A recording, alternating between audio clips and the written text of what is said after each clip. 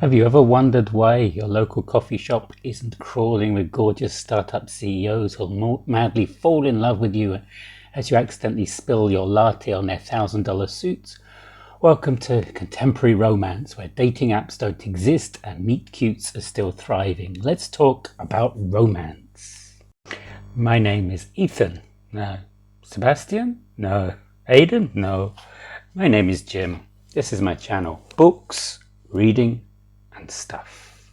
This is the 14th of February, St Valentine's Day, the day for lovers.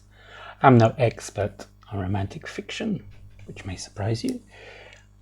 I'm looking for a conversation. You can educate me in the comments below about what you like about this genre, about what I missed about this genre.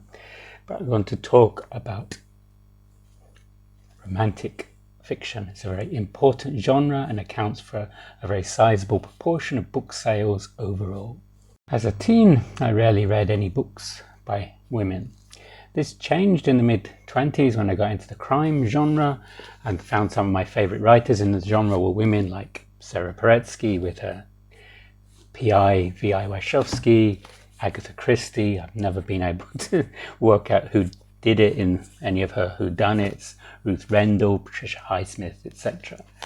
Romance, I haven't read very many romance books at all. I got interested in this recently when I read an arc called Not in My Book by Katie Holt, which changed my appreciation of the genre. This was about two fledgling authors in New York. The woman was writing romance and the man was into literary fiction and looking down on romance. I'm not here to look down on romance or diss romance. I'm exploring the possibilities. I know that over 90% of the readers of romantic fiction are women, and again most of the writers are women, but I'm looking with as open mind as possible with this.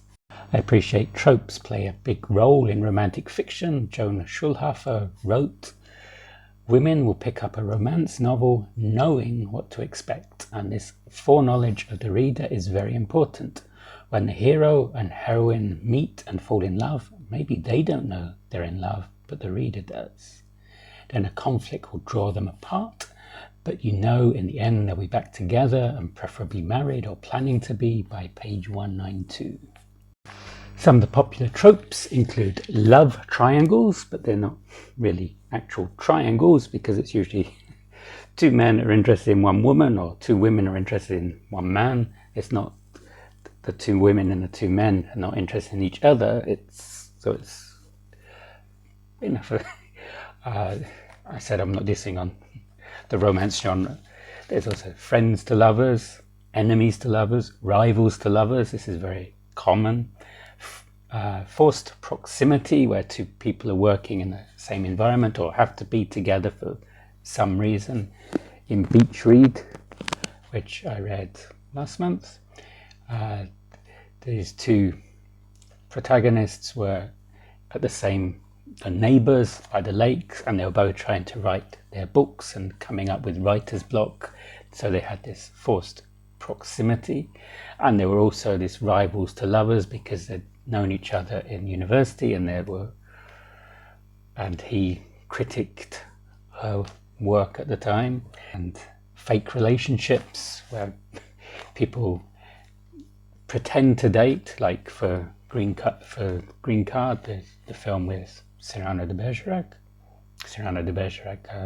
Gerard Depardieu, and Ali McDowell. I watched that one. What has been my experience of romantic fiction?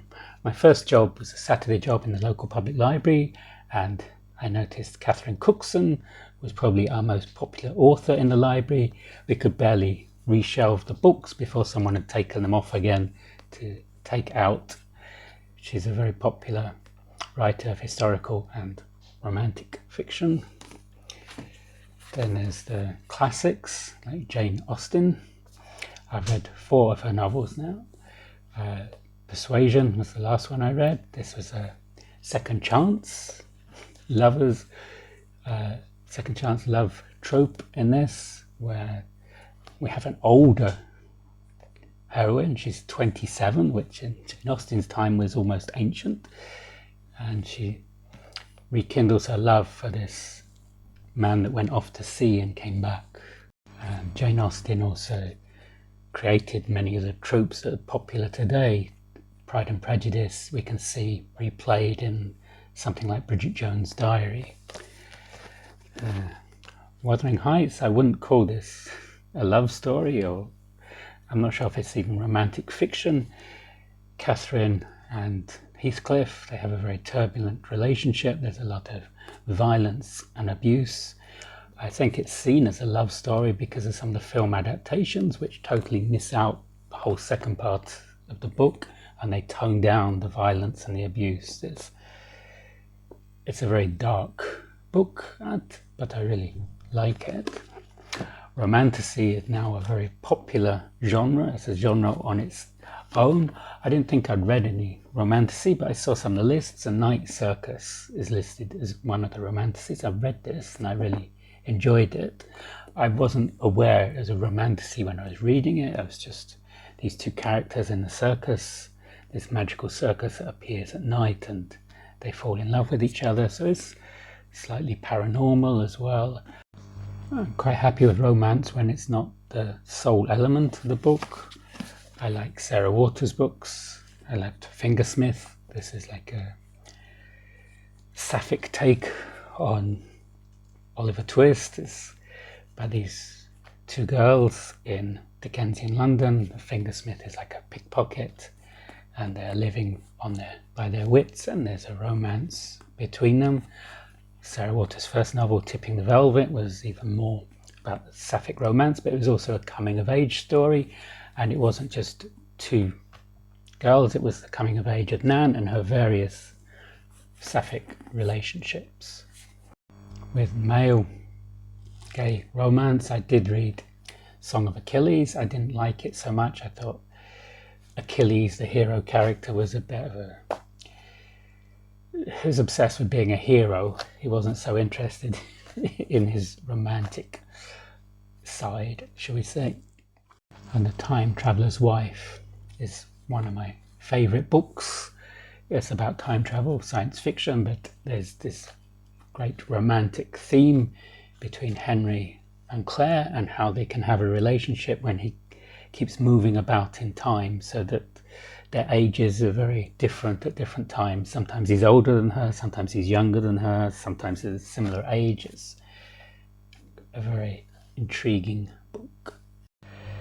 I realised I couldn't be the hero of a romantic story. I'm not that tall. I'm 5'8", and the heroes are all over 6. They're very tall and very big, and they have the hair you can play with. I don't have any hair you can play with, and these teeth, definitely not. I did have my own meet cute. This was the day I met my wife. This is Khatuna. We met 18 years ago in Tbilisi. I'd come to Tbilisi as a tourist. I'd only come to Tbilisi for 3 days, and I was invited to a wedding. Hatuna was put next to me because she could speak English, so she could explain what was happening, and we got on very well. And the next year I came back and we got married. That's our meet cute.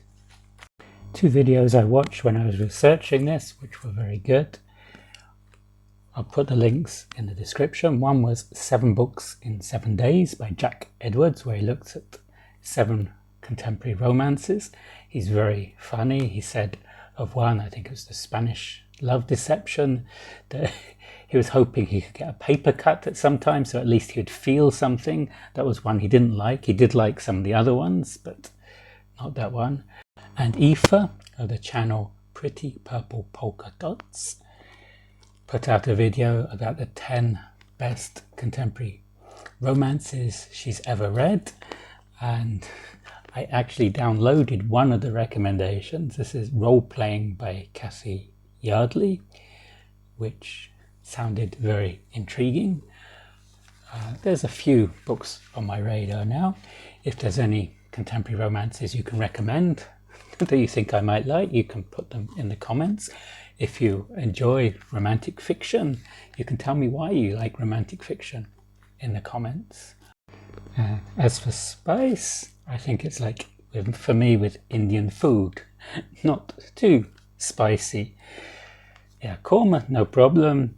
Rogan Josh, okay, but vindaloo, no thanks. If you like the genre, why do you like the genre? Let me know. I want this to be a conversation.